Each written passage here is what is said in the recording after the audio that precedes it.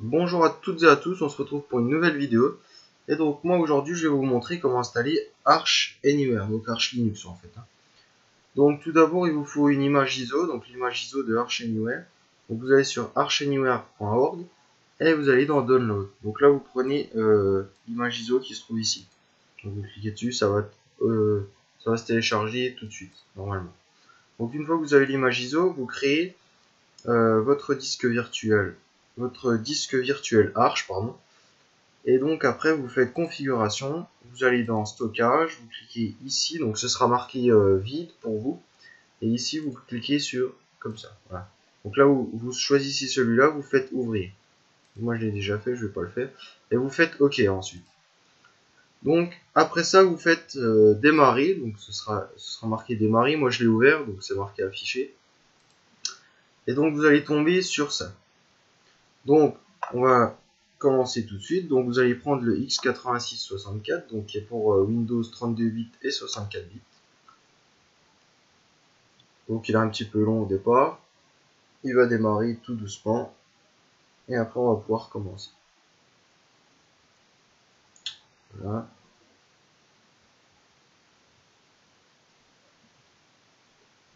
Voilà. Donc c'est un petit peu long, il charge tout ce qu'il a à charger.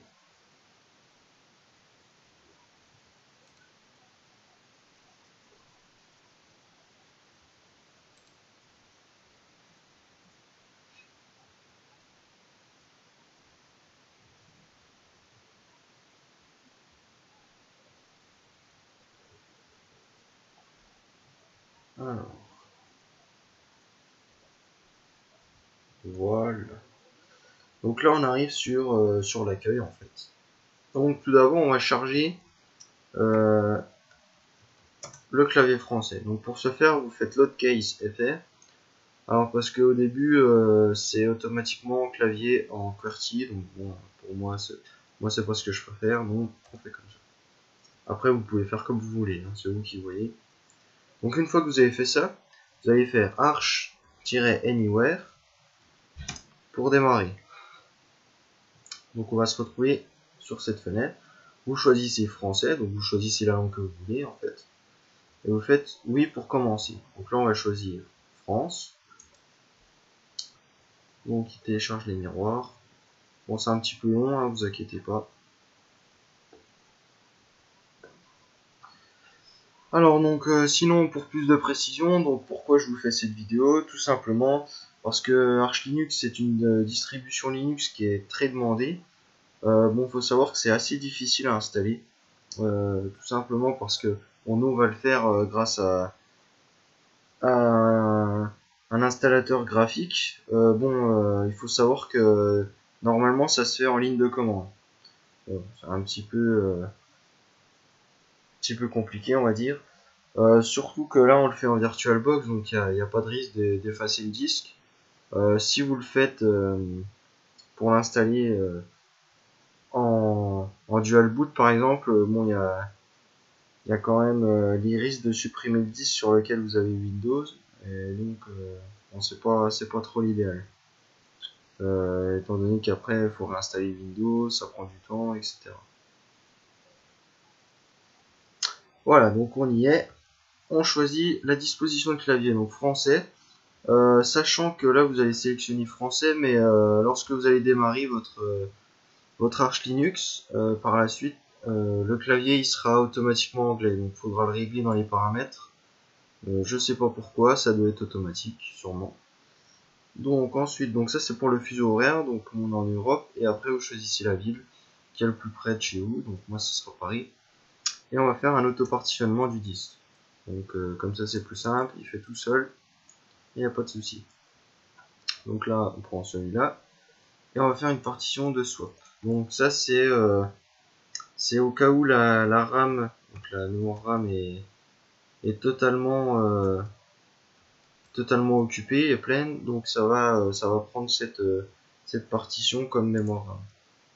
Donc on va pas faire de partitionnement GPT. Et donc là, il nous dit appliquer les changements, on y va. C'est parti. Voilà.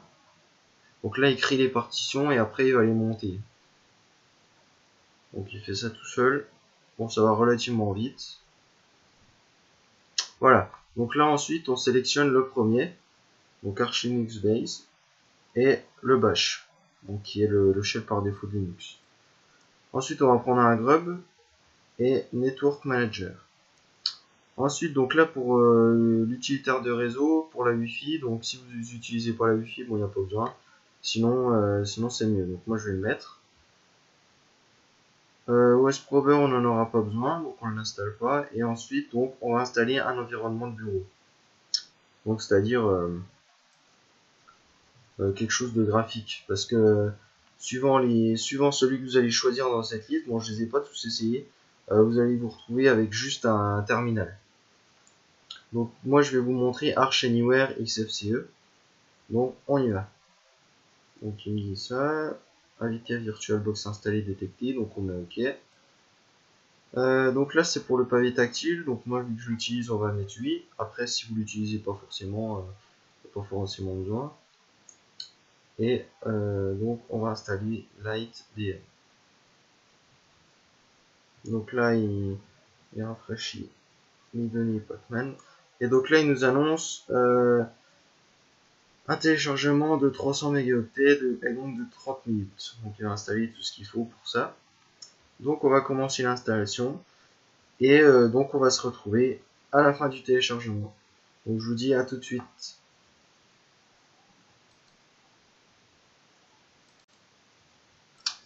Et voilà, on se retrouve. Donc notre téléchargement est terminé. Donc on se retrouve avec une demande pour ajouter repos multilib à pacman.com, donc qui permettrait d'installer des logiciels 32.8 sur un système 64 bits.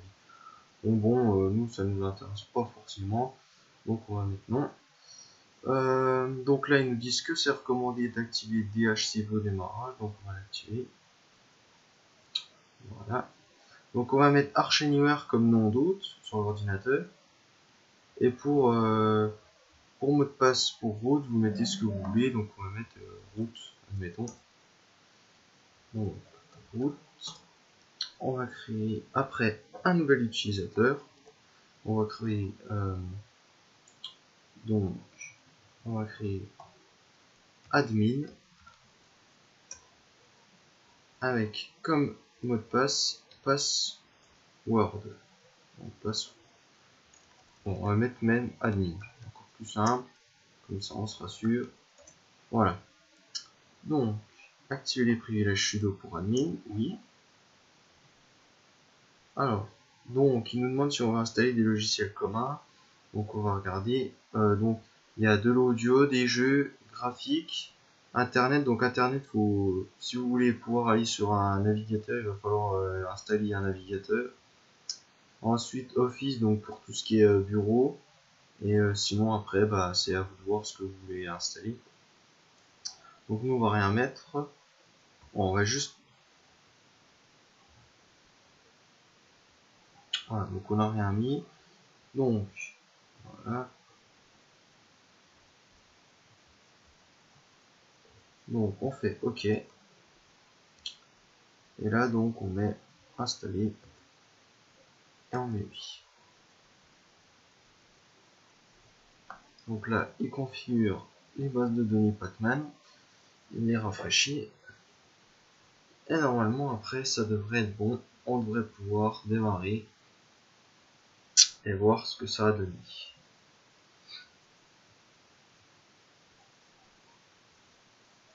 Voilà. Donc une fois que vous arrivez là, vous faites redémarrer le système.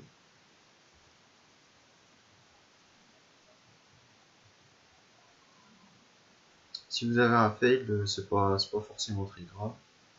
Et là vous faites boot existing OS.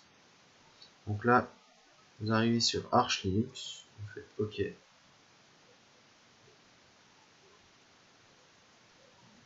Donc il va faire tout un tas de manips.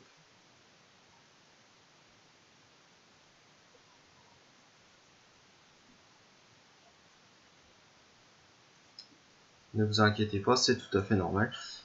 Simplement, bon, j'ai pas trouvé comment les enlever, bon, c'est un peu obligatoire au démarrage. Et lorsqu'on éteint la machine virtuelle, c'est pareil. On se retrouve avec ce genre de commentaires. Donc là, admin, donc on tape admin, donc attention, le clavier est en QWERTY. Donc là, il faut faire attention, faut oublier. Donc là, il se connecte. Et ça nous ouvre Arch Anywhere, donc Arch Linux. Alors, faut attendre un petit peu, c'est un petit peu long. Et voilà. Donc vous pouvez le voir, le menu. Avec le navigateur web. Donc le navigateur web, vu que je ne l'ai pas installé, vous pouvez le voir. Donc aucune application n'est sélectionnée. Et vous trouverez rien du tout. Donc soit vous les téléchargez via le terminal,